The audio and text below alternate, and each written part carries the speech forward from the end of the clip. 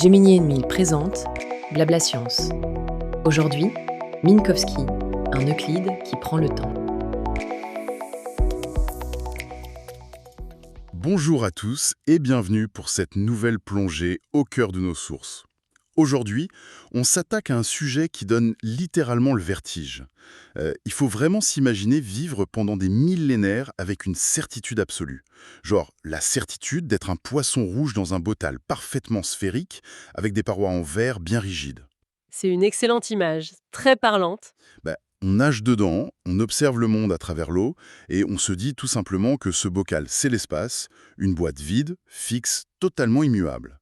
Et que le tic-tac de l'horloge sur le mur du salon, c'est le temps. Un truc hyper rassurant, universel, qui s'écoule exactement au même rythme pour tout le monde. Et le pire, c'est que cette vision a été notre socle absolu. Enfin, pendant plus de 2000 ans, depuis la géométrie classique d'Euclide jusqu'à la physique d'Isaac Newton, toute l'humanité a considéré l'espace comme une simple scène de théâtre bien immobile. Ouais, une scène où les acteurs bougent, mais pas le décor, quoi. Exactement. Et le temps, c'était le chef d'orchestre implacable qui battait une mesure unique pour l'univers entier. En fait, si un événement se produisait, disons, maintenant pour vous sur Terre, il se produisait maintenant à l'autre bout de la galaxie. C'était une évidence. Mais voilà, à l'aube du XXe siècle, tout explose. On découvre que si l'on nage un peu plus vite dans ce fameux bocal, la forme même du verre commence à se déformer. Et pire encore, si on regarde l'horloge sur le mur, les aiguilles se mettent à ralentir de façon incompréhensible. C'est le choc total pour les physiciens de l'époque, oui. Soudain, on est ce poisson qui vient de tomber de son bocal et qui suffoque un peu sur le tapis, en réalisant que la réalité n'a absolument rien à voir avec ce qu'il croyait. Du coup, notre mission aujourd'hui, c'est de décortiquer cette révolution monumentale à travers nos sources. Je suis ravie de faire ce voyage avec vous parce que c'est un bouleversement total. Je suis ravi aussi. On va essayer de comprendre pourquoi le simple fait de bouger dans l'espace dévore littéralement notre temps, pourquoi l'univers déteste à ce point l'idée qu'on puisse voyager dans le passé, et comment il semble tout faire pour nous cacher son architecture intime. Alors, pour saisir cette étrangeté vertigineuse de l'univers, il faut d'abord regarder pourquoi l'ancien modèle, celui qu'on pensait parfait, a fini par s'effondrer. Le modèle d'Euclide, donc. Celui qu'on apprend tous à l'école, avec les règles, les équerres. Voilà, et le fameux théorème de Pythagore, tout ça est basé sur le concept d'une distance absolue. C'est-à-dire que la distance entre un point A et un point B, elle est gravée dans le marbre. Et si un objet se déplace, les vitesses s'additionnent ou se soustraient de manière extrêmement intuitive. Ah oui, c'est le fameux exemple du train qu'on retrouve dans les documents. Si je suis dans un train qui roule à 100 km/h et que je lance une balle de baseball vers l'avant à 10 km/h, La personne sur le quai voit quoi? elle voit la balle arriver vers elle à 110 km/h. 100 plus 10. Franchement, c'est du pur bon sens. Le bon sens humain, oui. Mais le problème, c'est que l'univers, lui, il ne fonctionne pas du tout au bon sens humain dès qu'on touche à un élément bien spécifique. La lumière. Exactement, la lumière. Et c'est là que le grain de sable vient détruire toute la belle mécanique de Newton. La vitesse de la lumière dans le vide, cette constante qu'on appelle c, et qui fait environ 300 000 km par seconde. Ce qui est déjà incroyablement rapide, hein. Oui, très rapide. Mais Albert Einstein s'est rendu compte d'un fait expérimental terrifiant concernant cette vitesse. Elle est la même pour absolument tout le monde, quelle que soit la vitesse à laquelle on se déplace soi-même. Attendez, là il faut vraiment qu'on s'arrête une seconde parce que c'est le point de bascule de tout le dossier. Si je reprends mon train, mais qu'au lieu de lancer une balle de baseball, j'allume une lampe de poche. D'accord. La lumière sort de ma lampe à la vitesse de la lumière. Moi, intuitivement, je m'attends à ce que le gars qui attend sur le quai voit cette lumière voyager à la vitesse de la lumière plus les 100 km/h de mon train. C'est juste logique. Et pourtant, c'est faux. L'observateur sur le quai va mesurer exactement la même vitesse pour ce rayon lumineux que vous à l'intérieur de votre train. Mais c'est absurde. La lumière refuse obstinément de s'additionner à la vitesse du train. Elle s'en moque complètement. Elle va à c et puis c'est tout. Mais c'est un vrai cauchemar mathématique, ça. Si la vitesse, c'est une distance divisée par un temps, on est d'accord, et que la vitesse de la lumière refuse catégoriquement de changer pour s'adapter à mon propre mouvement, alors, qu'est-ce qui change à la place? C'est là qu'intervient la fulgurance d'Einstein, et surtout de son ancien professeur de mathématiques, Hermann Minkowski. Puisque la vitesse de la lumière est totalement inflexible, eh bien ce sont les mètres et les secondes qui doivent s'ajuster. Les mètres et les secondes. Oui, l'espace et le temps ne peuvent plus du tout être des entités séparées. Minkowski a compris qu'il fallait les fusionner en un seul bloc indissociable en 4 dimensions. C'est ce qu'on appelle l'espace-temps de Minkowski. D'accord. Du coup, on ne repère plus un objet par sa simple position dans l'espace, on parle d'un événement, qui est un lieu et une heure. Mais pour calculer la distance entre deux événements, la géométrie classique de Pythagore ne marchait plus du tout. Il fallait trouver un moyen mathématique de mélanger des mètres et des secondes. Et c'est là que j'ai adoré une analogie que j'ai trouvée dans nos sources, l'analogie des légumes au marché. Ah oui, très bonne analogie. Dans l'ancien monde, on additionne des mètres avec des mètres. Tout va très bien. Mais chez Minkowski, si on veut mélanger de l'espace et du temps, on se heurte à une règle d'or qu'on apprend tous quand on est petit. On ne peut pas additionner des choux et des carottes. C'est exactement ça. On ne peut pas additionner des mètres et des secondes. Ça n'a aucun sens. Et donc, est-ce que c'est pour ça que la constante de la vitesse de la lumière, ce fameux c, intervient dans la nouvelle formule? Comme une sorte de taux de change? C'est une excellente intuition conceptuelle de votre part. La constante c agit effectivement comme un convertisseur universel. En multipliant le temps par cette vitesse vertigineuse de la lumière, on transforme des secondes en mètres. Des mètres de lumière, en fait. Voilà, le temps devient des mètres. Et ça permet enfin de mettre l'espace et le temps sur le même plan mathématique. On peut faire des calculs. Mais la vraie révolution de Minkowski, le truc qui donne vraiment la migraine, ce n'est pas ce convertisseur. Ah bon? C'est quoi alors? C'est l'apparition d'un signe moins dans le calcul de cette distance en 4 dimensions. Là où Pythagore additionnait joyeusement les dimensions spatiales avec des signes plus, la géométrie de Minkowski introduit une soustraction entre l'espace et le temps. Oula, attendez, là je suis un peu perdu. Pourquoi un signe moins? Je veux dire, dans la vraie vie, si je marche 10 mètres vers le nord, puis 10 mètres vers l'est, j'additionne mes déplacements pour savoir à quelle distance je suis de mon point de départ. Comment l'univers peut-il soustraire des choses? Pensez-y en termes de budget. Un budget cosmique. L'univers nous accorde à tous une quantité fixe de mouvement à travers l'espace-temps. On avance tous en permanence à travers ce bloc de 4 dimensions. Ok, un budget fixe. Si vous restez assis sur votre chaise, parfaitement immobile dans l'espace, vous dépensez l'intégralité de ce budget cosmique pour voyager à travers le temps. Votre horloge avance normalement, vous vieillissez à un rythme standard. D'accord, donc je suis immobile, tout mon carburant part dans mon vieillissement, je voyage dans le temps vers le futur. C'est ça. Mais dès que vous vous levez et que vous commencez à marcher, vous utilisez une partie de ce budget pour vous déplacer dans l'espace. Or, le budget total, lui, ne change jamais. Ah, donc pour compenser ce mouvement dans l'espace, l'univers est obligé de puiser dans la part réservée au temps. Absolument. C'est ce fameux signe moins dans l'équation. Plus vous vous déplacez vite dans l'espace, moins il vous reste de budget pour avancer dans le temps. Ce qui veut dire que bouger dans l'espace dévore littéralement mon temps. Genre, si je fais un sprint sur 100 mètres, mon horloge interne ralentit.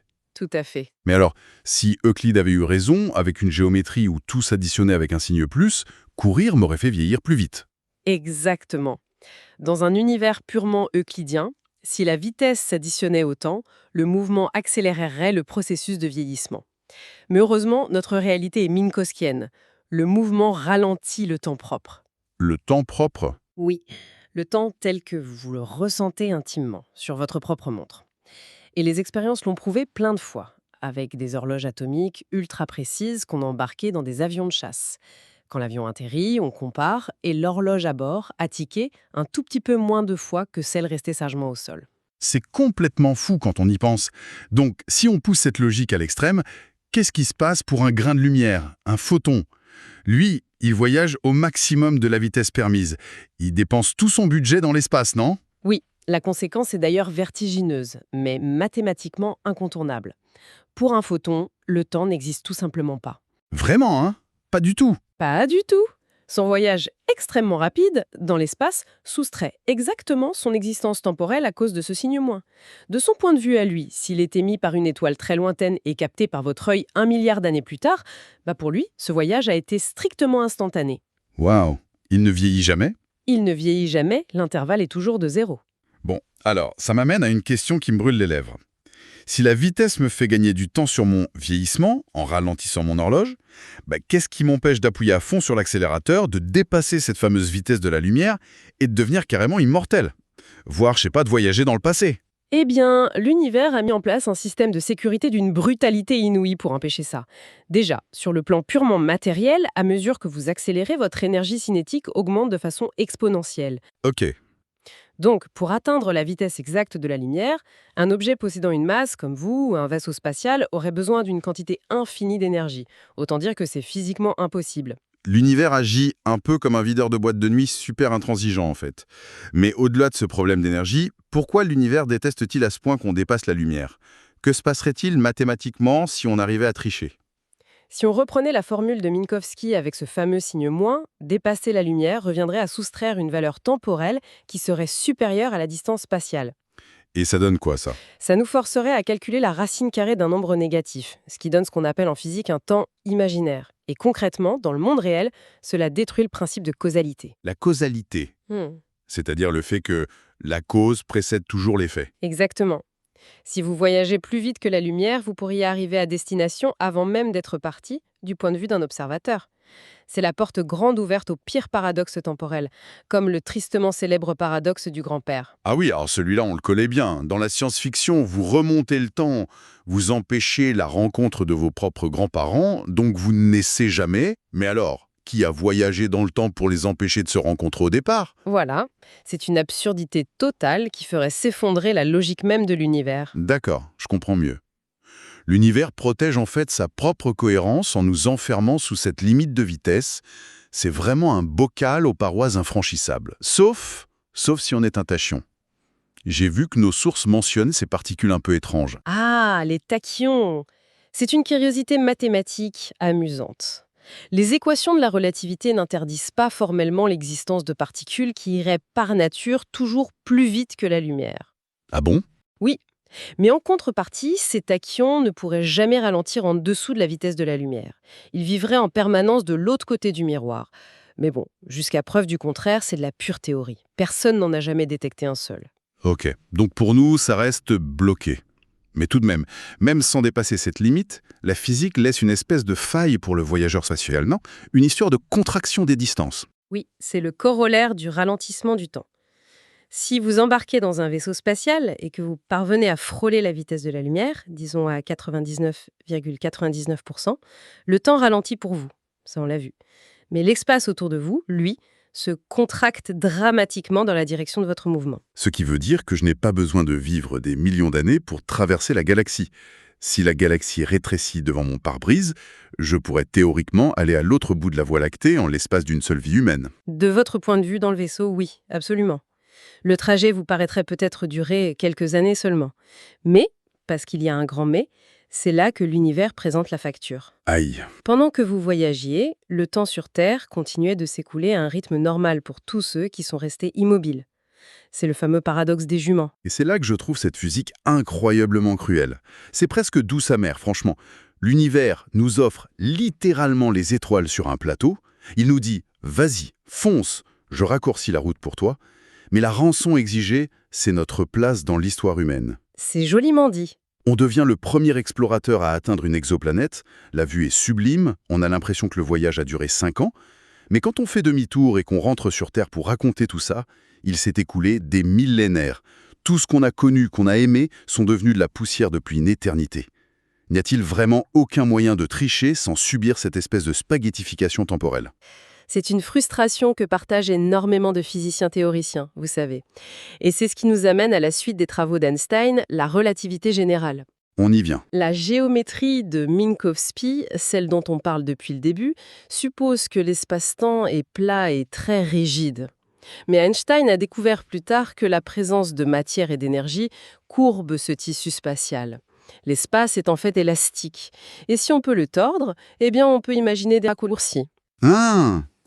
On parle de plier le botal au lieu de nager plus vite dedans. C'est le principe des trous de verre ou ponts d'Einstein-Rosen. On crée un tunnel à travers une dimension supérieure pour relier deux points très éloignés de l'univers, contournant ainsi la limitation de la vitesse de la lumière sans jamais l'enfreindre localement. C'est astucieux. Il y a aussi des concepts encore plus exotiques, comme le moteur à distorsion d'Alcubierre. Comment ça marche ça? On ne se déplace plus du tout. Imaginez un surfeur sur une vague. Le surfeur lui-même ne nage pas très vite sur sa planche, il ne viole aucune limite de vitesse locale autour de lui. Mais la vague, elle, se déplace très rapidement en contractant l'eau devant elle et en la dilatant derrière. D'accord, je visualise bien. Eh bien, le moteur d'Alcubierre utiliserait une énergie colossale pour comprimer l'espace-temps devant le vaisseau et l'étirer à l'arrière. Le vaisseau surferait sur cette bulle d'espace, techniquement immobile à l'intérieur de sa propre bulle, tout en voyageant à des vitesses phénoménales par rapport au reste de l'univers. Phew, c'est brillant. Mais bon, on parle d'énergie tellement colossale qu'elle frôle la science-fiction. Or, dans nos documents, il y a une autre branche de la physique qui n'a pas besoin de vaisseaux spatiaux géants pour se moquer éperdument des limites de vitesse d'Einstein. C'est le grand clash avec la physique quantique, n'est-ce pas? Oui, nous touchons là à la plus grande crise de la physique moderne. La relativité de Minkowski et d'Einstein détruit la notion d'un maintenant universel. On l'a vu, si un événement se passe sur la galaxie d'Andromède, la question de savoir si cet événement a lieu en même temps que vous lisez un livre sur Terre dépend de votre vitesse et de votre direction. La simultanéité est toujours relative. D'accord. Donc l'espace-temps est un concept purement local, chacun a sa propre horloge et sa propre perspective. Sauf que la mécanique quantique débarque avec un phénomène ahurissant, l'intrication. Prenez deux particules, disons des électrons, qui ont interagi d'une certaine façon dans le passé, elles deviennent intriquées, Liés, en gros. liées de manière indissociable. Si vous les séparez, en envoyant l'une sur Terre et l'autre à l'autre bout de l'univers, elles continuent de se comporter comme un seul et même objet quantique. Si vous mesurez l'état de la première sur Terre et qu'elle donne le résultat A, l'autre particule s'ajustera instantanément pour donner un résultat corrélé, disons B. Et quand on dit instantanément, c'est sans aucun délai. Genre, pas à la vitesse de la lumière, mais carrément 0 seconde de délai, même à des milliards d'années-lumière de distance. Instantanément. Ce qui donnait d'ailleurs des surfroids à Einstein. Il appelait ça une action fantôme à distance, parce que ça semble violer de manière flagrante la limite de vitesse absolue de notre fameux bocal. Mais c'est fou. Mais alors, si ça va plus vite que la lumière, pourquoi ne pas utiliser ça pour envoyer des messages? Par exemple, si on a des astronautes sur Mars, au lieu d'attendre des dizaines de minutes qu'un signal radio arrive, on intrigue des particules et on communique en morse quantique, instantanément. Ah, ce serait formidable! Mais la nature est très subtile. Elle nous laisse voir l'intrication, mais elle nous interdit catégoriquement de l'utiliser pour communiquer. Pourquoi ça? Pour envoyer de l'information utile, un SMS, par exemple, vous devriez pouvoir choisir à l'avance si la particule sur Terre sera A ou B pour coder votre message. Or, la mécanique quantique est fondamentalement probabiliste. Le résultat de la mesure est toujours aléatoire pour vous. Ah, je vois, c'est comme lancer des dés. Exactement. C'est seulement après coup, en comparant les deux résultats par une voie de communication normale, donc à la vitesse de la lumière ou moins, qu'on constate que les deux étaient mystérieusement corrélés. L'univers sauve ainsi les apparences de Minkowski. Pas de violation de la causalité. Mais le mécanisme en dessous de tout ça, c'est ce qui me fascine le plus dans nos sources. Il y a cette tentative de réconciliation qui s'appelle la théorie ER égale EPR, ou le principe holographique. Et pour essayer de comprendre ça, j'ai besoin de vous soumettre une analogie qui est évoquée dans la recherche. Allez-y, je vous écoute. Imaginez que je suis un petit être plat, en 2 dimensions, vivant à la surface d'une feuille de papier. D'accord, un univers en 2D. Voilà. Quelqu'un vient et plie ma feuille de papier en 2. Puis, il transperce les 2 épaisseurs de la feuille avec une seule aiguille à tricoter. Dans mon monde plat à moi, je n'ai pas conscience du pli, ni de l'espace autour de la feuille. Logique, vos sens sont limités à 2 dimensions. Donc tout ce que je vois, ce sont 2 points étranges qui sont apparus très loin l'un de l'autre sur mon monde. Et si un géant tourne l'aiguille, je vois les 2 points bouger exactement en même temps, de façon parfaitement synchronisée. Et là, je crie au miracle, je me dis « La limite de vitesse de l'univers est brisée, ces 2 points communiquent par télépathie ». C'est une excellente visualisation du problème. Mais alors, si je comprends bien l'analogie, dans cette théorie, les 2 points ne communiquent pas du tout à travers la surface de la feuille. C'est un seul et unique objet physique, l'aiguille, qui existe en dehors de mon univers tridimensionnel habituel. C'est l'essence même de l'hypothèse ER égale EPR qui a été formulée par des physiciens comme Juan Maldacena et Leonard Susskind. Le sigle signifie littéralement que les ponts d'Einstein-Rosen, donc ER, les trous de verre spatio-temporels, sont en fait la manifestation physique du paradoxe d'Einstein-Podolsky-Rosen, EPR, c'est-à-dire l'intrication quantique. C'est la même chose. C'est l'idée, oui. En d'autres termes, l'intrication ne serait pas une simple bizarrerie statistique, ce serait la preuve concrète que notre univers est cousu ensemble par des fils invisibles, ce qu'on appelle le bulk, une dimension supérieure. Mais alors, pourquoi ne peut-on pas voir ces fils d'intrication? Si j'essaye de zoomer au microscope sur un de ces points sur ma feuille, pourquoi je ne vois pas l'aiguille plongée dans la dimension supérieure? À cause du principe d'incertitude d'Heisenberg et de la nature destructrice de l'observation quantique, c'est le système de sécurité ultime de l'univers. Dès qu'on tente d'interagir violemment avec un système intriqué pour l'observer, on perturbe son état fondamental. On casse le lien. Voilà, l'intrication se brise. L'aiguille est retirée avant même que vous ayez pu la mesurer. Et les implications de ça sont colossales. Sans cette couture quantique invisible, certains modèles suggèrent que l'espace-temps de Minkowski s'effondrerait sur lui-même comme un château de cartes. L'espace n'est pas une boîte dans laquelle on a mis des choses. L'espace est le produit émergent de toutes ces particules intriquées. Waouh! Ce qui m'amène à une question vertigineuse qui est presque philosophique en fin de compte. Je sens qu'on arrive au grand pourquoi. Exactement. Si l'architecture intime de l'univers se cache dans des dimensions invisibles, et si ce mécanisme possède un système d'autodestruction qui s'active dès qu'on essaie de l'observer de trop près, il faut se demander pourquoi? À quoi sert tout ce bazar cosmique? C'est la question à $1 million. Surtout quand les sources nous rappellent que 95% du contenu de l'univers actuel nous est totalement invisible, sous forme de matière noire et d'énergie noire. C'est l'effet poupée russe de l'astrophysique contemporaine.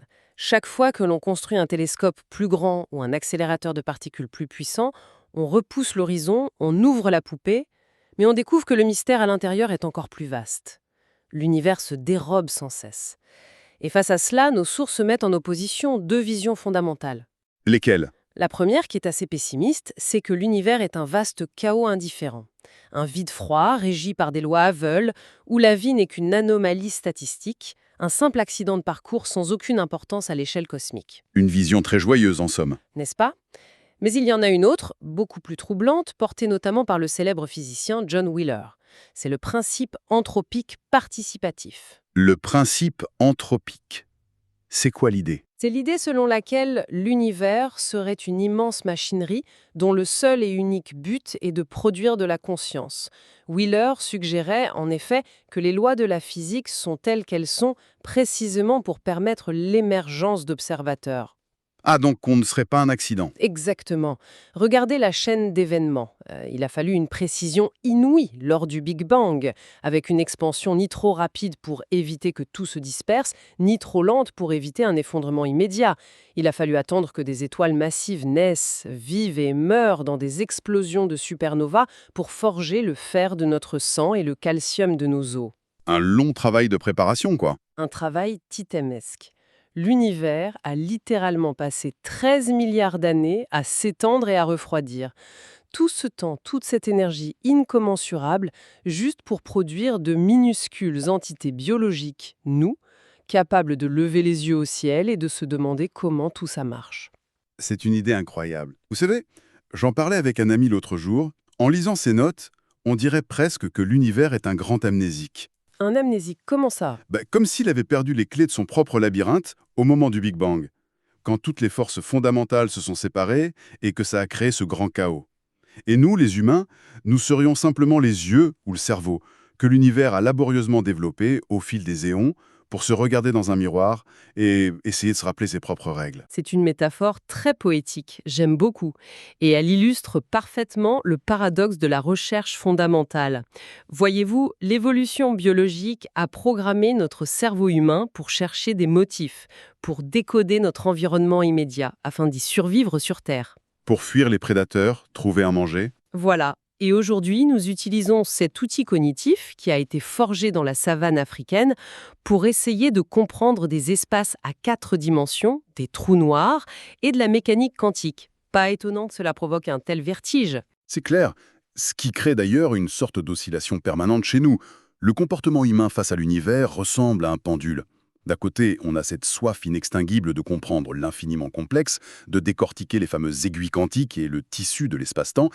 Et de l'autre côté, face à l'énormité de la tâche et au fait que l'univers brouille systématiquement les pistes, on bascule souvent dans un profond je m'en foutisme. On se dit à quoi bon, et on retourne à nos factures et à nos problèmes quotidiens. C'est tout à fait naturel. Et pourtant, c'est la tension même de ce pendule qui fait avancer la science. La frustration d'être bloqué par la vitesse de la lumière est précisément ce qui pousse les théoriciens à explorer la courbure de l'espace, les trous de verre et la géométrie non euclidienne. On accepte de vivre dans le bocal, mais on continue inlassablement de chercher les fissures dans le verre. Quel voyage intellectuel faramineux on vient de faire. Si on résume un peu la trajectoire que l'on vient de suivre avec vous, on est passé de ce vieux bocal super confortable d'Euclide, avec ses règles rigides et son temps imperturbable, à la révélation bouleversante de Minkowski. C'était la première grande claque. Ouais, on a compris que ce bocal est en fait un tissu élastique, où chaque pas en avant nous vole une fraction de seconde dans un budget d'existence qui est strictement limité par cette fameuse vitesse de la lumière. Ensuite, en plongeant dans le gouffre quantique, on a carrément entrevu la possibilité que cette toile spatiale ne soit qu'une immense illusion, tissée par des connexions invisibles dans des dimensions supérieures qu'on ne peut même pas regarder sans les détruire. Ce qui nous ramène invariablement à la question de savoir si notre esprit, formaté pour penser en termes de cause et d'effet dans un espace en 3 dimensions, sera un jour seulement capable d'appréhender la véritable nature de la réalité sans la fausser par notre simple observation. C'est un sacré défi. Et d'ailleurs, pour clôturer cette immersion, je voudrais vous laisser, pour ceux qui nous écoutent, sur une réflexion assez provocatrice qui est tirée de la fin de nos textes. C'est l'idée que si l'univers s'amuse vraiment à ajouter une couche de complexité mathématique chaque fois qu'une forme de vie consciente s'approche trop près de son secret, un peu comme un illusionniste changeant son tour de passe-passe en temps réel, alors peut-être que notre frénésie de décodage est une impasse conceptuelle. C'est ce que les sources appellent la sagesse du caillou, n'est-ce pas? Exactement, la sagesse du caillou. Imaginez un instant un simple caillou posé sur le sol. Ce caillou n'essaie pas du tout de diviser le temps et l'espace. Il ne cherche pas à calculer l'énergie nécessaire pour dépasser la constante C. Et il ne fait pas de cauchemar à cause des équations terrifiantes de Minkowski ou des paradoxes quantiques de l'intrication. Il se contente d'exister. Voilà, il est l'espace-temps. Il glisse parfaitement le long de la courbure cosmique dictée par la relativité générale de la Terre, sans faire le moindre effort intellectuel. Il s'abandonne totalement à la loi de la gravité. Une belle leçon d'humilité face au cosmos. Alors, la question qui se pose pour nous, c'est la suivante au fond. Qui a vraiment résolu l'énigme vertigineuse de l'univers? Est-ce le brillant physicien théoricien, tourmenté par l'idée qu'il existe des dimensions cachées qu'il ne pourra jamais observer sans les détruire? Ou bien est-ce cette pierre immobile qui vit en parfaite harmonie dans le tissu même de la réalité sans avoir besoin d'y comprendre quoi que ce soit? Chacun choisira son camp. C'est une formidable invitation à réfléchir sur notre besoin humain, presque compulsif, de décoder la réalité plutôt que de simplement accepter de l'habiter. La prochaine fois que le vertige cosmique vous saisit, il suffira peut-être de vous rappeler que, parfois, il vaut mieux arrêter de frapper contre les parois du bocal et simplement profiter de la beauté de l'eau. Merci de nous avoir accompagnés dans cette exploration et à très bientôt!